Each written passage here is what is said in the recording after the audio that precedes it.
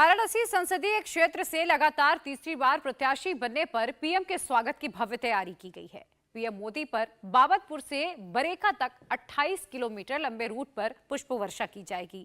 और खास बात यह है कि पीएम मोदी अपनी कार के रूफटॉप से बाहर आकर लोगों का अभिवादन भी स्वीकार करेंगे। सड़क के दोनों तरफ बीजेपी कार्यकर्ता और काशीवासी मौजूद होंगे। हर हर महादेव और जय श्री राम का उद्घोष कर काशी के प्रतिनिधित्व के लिए प्रधानमंत्री का आभार जताएंगे। और इसके साथ ही पूरे रास्ते मंत्रोच्चारण के लिए बटुक, डमरू, शंखनाद दल और तमाम जो कलाकार हैं वो भी रहेंगे। मोदी के स्वागत के लिए एयरपोर्ट से लेकर मंदिर तक का जो पूरा रास्ता है उसके बीच में 35 वेलकम पॉइंट्स भी बनाए गए हैं। वहां की एक रिपोर्ट देखिए। प्रधानमंत्री नरेंद्र मोदी अपने काशी क्षेत्र में आ रहे हैं, तीसरी बार उम्मीदवार बने हैं और बीजेपी ने उनके स्वागत के लिए बड़े स्तर पर तैयारियां की हैं। यहां पर सैकड़ों किलो फूल यहां उनके स्वागत के लिए तैयार किए जा रहे हैं। यहां बहुत सारा आपको गट्ठर दिखाई देगा झंडों के अलावा। ये गट्ठर खास है, खास इसलिए है कि प्रधानमंत्री नरेंद्र मोदी अक्सर रिपोर्ट कार्ड की बात करते हैं। तो मेरे हाथ में जो आप ये कागज देख रहे हैं ये प्रधानमंत्री नरेंद्र मोदी का रिपोर्ट कार्ड है, खास तौर पर वाराणसी के लिए। बीजेपी के नेता संदीप जी हमारे साथ हैं। चतुर्वेदी साहब, हम आपसे जानना चाह रहे हैं मोदी जी के इस आगमन को खास बनाने के लिए क्या क्या तैयारियां की? पूरा बनारस आह्लादित है और एक त्योहार जैसा माहौल है। मोदी के आगमन को लेकर काशीवासियों का ये परम सौभाग्य है कि भाजपा शीर्ष नेतृत्व ने उन्हें तीसरी बार यहां से लोकसभा संसदीय क्षेत्र का टिकट दिया है। और हर वाराणसी ये पहले से समझ के बैठा था कि माननीय मोदी जी यहां से लड़ेंगे और उनकी मुराद ये तीसरी बार पूरी हो रही है। इसके लिए महानगर वाराणसी भाजपा की ओर से और विधायक शहर दक्षिणी के नीलकंठ तिवारी की ओर से तमाम तैयारियां की जा रही हैं। हम सवाल इसको लेकर है, मेरे हाथ में जो पैम्फलेट है, मोदी जी ने क्या क्या बताया है? मोदी जी के आने के बाद से बनारस को, जो काशी की जनता को 24 घंटे टनाटन बिजली मिल रही है, लैंड ऑर्डर मिल रहे हैं, सड़कों में सुधार हुआ है, रिंग रोड बनी है, तमाम फ्लाईओवर बने हैं और तमाम ऐसी चीजें हैं। जगह जगह पे वो प्राथमिक स्वास्थ्य केंद्र खोले गए हैं और तमाम ऐसी चीजें हैं जिससे सीधा लाभ। तो ये तो आपने सुना कि नेता कैसे बताते हैं। अब प्रधानमंत्री नरेंद्र मोदी जिस तरह के रिपोर्ट कार्ड की बात करते हैं वो रिपोर्ट कार्ड यहां है। मोदी जी के 10 साल में विकास की नगरी और सांस्कृतिक आध्यात्मिक राजधानी बनी काशी। इसमें काशी के लिए प्रधानमंत्री नरेंद्र मोदी की ओर से क्या क्या काम किए गए, क्या क्या गारंटियां दी गई, क्या क्या सर्किट बने, उन सब का पूरा डिटेल्ड विवरण है। अलग अलग है, ये ओवरऑल टूरिज्म डेवलपमेंट है जो हुआ है। और इनके हाथ में अगर देखेंगे तो वो बनारस में किस तरीके से बाकी सारी योजनाएं आई हैं वो हैं।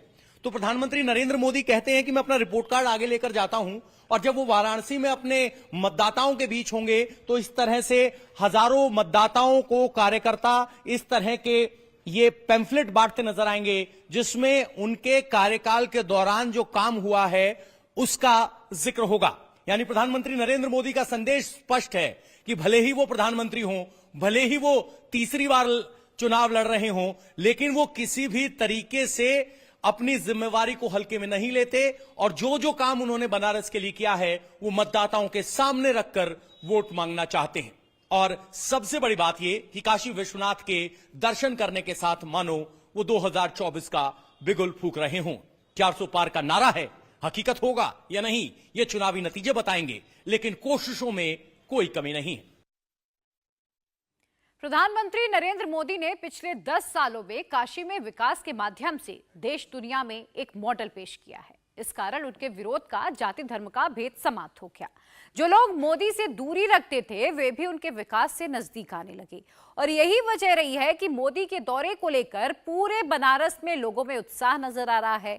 मोदी के भव्य स्वागत के लिए पूरे शहर में अलग अलग जगह पर वेलकम पॉइंट्स बनाए गए हैं।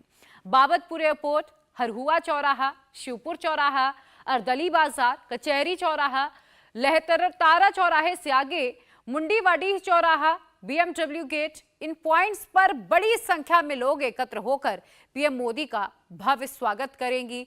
और इसके लिए तमाम तैयारियां की गई हैं। एयरपोर्ट से लेकर मंदिर तक के रास्ते का अगर हम जिक्र करें तो कुल 35 जो वेलकम पॉइंट्स है प्रधानमंत्री नरेंद्र मोदी के लिए वो बनाए गए हैं।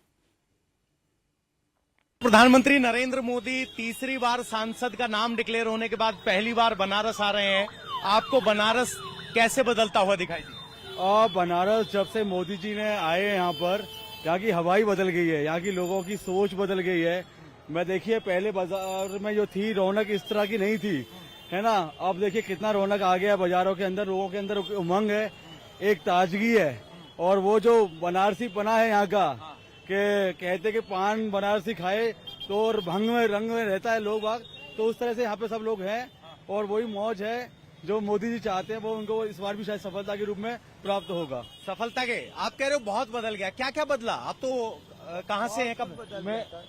मैं मथुरा का निवासी हूँ वैसे तो मूल रूप से, और जो यहाँ से जो हवा चल रही है, और जो अयोध्या से उठ के हवा काशी आई और काशी से वो मथुरा की तरफ जा रही है धीरे धीरे, तो अच्छा, मैं राम नाम की लहर की बात कर रहे हैं? मैं कृष्ण लहर की भी बात करने वाला हूँ जो आने वाली है। कौन सी लहर आने वाली? कृष्ण लहर आने वाली है, राधे राधे लहर।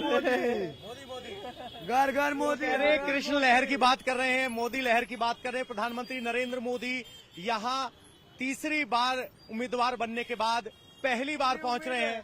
यहाँ उनके काम का पोस्टर लगा है, जिस तरीके से डिफेंस कॉरिडोर बनाया जा रहा है। पीछे अगर आप पोस्टर देखेंगे तो नल से जल, जिस तरीके से 2.10 यानी 2 करोड़ 10 लाख घरों में नल से जल पहुंचा है, उसका प्रचार है। और कुल मिलाकर इस वक्त यहाँ तैयारी की जा रही है।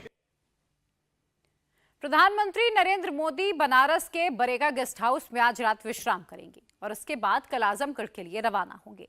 प्रधानमंत्री आजमगढ़ में नवनिर्मित मंदुरी एयरपोर्ट समेत देश के 10 हवाई अड्डों का उद्घाटन करेंगे, जो कि रीजनल कनेक्टिविटी को बढ़ाने में काफी मददगार साबित होंगे। इस अवसर पर जनपद में 10 करोड़ रुपए की अन्य परियोजनाओं का लोकार्पण भी करेंगे।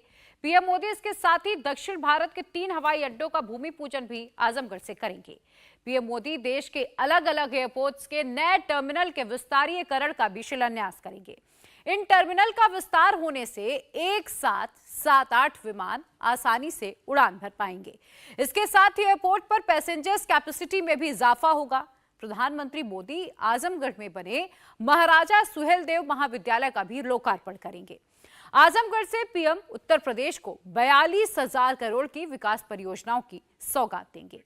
वहीं कल पीएम मोदी सपा के गढ़ कहे जाने वाले आजमगढ़ में हुंकार भरेंगे। पीएम मोदी 5 साल बाद चौथी बार आजमगढ़ दौरे पर आ रहे हैं। प्रधानमंत्री का जोरदार यहां पर स्वागत होगा, जिसके लिए पूरा शहर सजकर तैयार हो चुका है। प्रधानमंत्री इससे पहले साल 2019 के लोकसभा चुनाव में आजमगढ़ में आए थे। पीएम एक तरफ आजमगढ़ की धरती पर सौगातों की बौछार करेंगे, तो दूसरी तरफ पूर्वांचल को साधने की सियासी जड़ों को भी धार देंगे। प्रधानमंत्री की आजमगढ़ रैली का असर आसपास की लोकसभा सीटों सहित पूरे पूर्वांचल में नजर आएगा। पूर्वांचल में 20 से 25 सीटें आती हैं और ऐसे में निशाना पूर्वांचल को साधना होगा। आजमगढ़ लोकसभा सीट से सपा के संस्थापक मुलायम सिंह यादव और समाजवादी पार्टी के अध्यक्ष अखिलेश यादव सांसद रह चुके हैं। बीजेपी 2019 में यह सीट नहीं जीत पाई थी, मगर अखिलेश यादव ने विधायक बनने के बाद यह सीट छोड़ दी। उपचुनाव हुए जिसमें भाजपा ने इसे सपा से छीन लिया था। भाजपा इस सीट को बरकरार रखने के लिए कोई कोर कसर नहीं छोड़ना चाहती और पिछली बार के सांसद दिनेश लाल उर्फ निरहुआ को बीजेपी ने फिर से यहां से अपना उम्मीदवार चुना है। अब देखिए, पीएम मोदी के साथ ही योगी आदित्यनाथ भी मिशन 400 पार के टारगेट को अचीव करने में जुटे हुए हैं। पीएम मोदी और सीएम योगी की जोड़ी आज शाम को बनारस में एक साथ नजर आएगी, लेकिन उससे पहले उत्तर प्रदेश के मुख्यमंत्री योगी आदित्यनाथ मिशन पूर्वांचल पर हैं। सीएम योगी ने कुछ देर पहले गोरखपुर में विकास कार्यों की सौगात दी, जहां से बीजेपी ने एक बार फिर रवि किशन को चुनावी मैदान में उतारा है। ये है नया भारत। याद करिए, पहले जय श्री राम का नारा लगाने पर लाठियां बरसती थी और अब दुनिया जय श्री राम का दर्शन करने के लिए अयोध्या धाम पधार रही है। ये है नया भारत। आपकी आस्था का भी सम्मान है और साथ साथ आपने देखा होगा मंच पर मोदी जी की गारंटी कैसे वेलफेयर स्कीम के माध्यम से दी जा रही है, यह भी आपने देखा होगा। गरीब कल्याणकारी योजनाओं का लाभ बिना भेदभाव की समाज के हर तबके को देकर के उसकी आजीविका की पुख्ता व्यवस्था भी की जा रही है।